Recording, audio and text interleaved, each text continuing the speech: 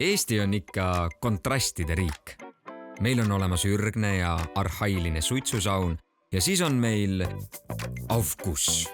Etenduslik saunarituaal, mille pärast mitukümmend tuhat välismaalast mullu Mustamäe esimesse mikrorajooni reisis. Aufguss on alguse saanud Saksamaalt. See on saunarituaal, kus siis kasutatakse rätitehnikat selleks, et kuuma õhku, erinevaid aroome, mida siis saunameistrid kerisele panid, viia siis kõikidele külalisteni, et kui inimesed istuvad lihtsalt saunas, siis neil hakkab varsti igav.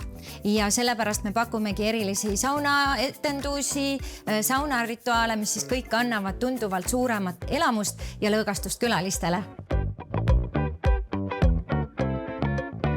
Elamuspa on aasta turismiedendaja 2025. Kas nad pälvivad ka aasta ettevõtte tiitli, selgub 1.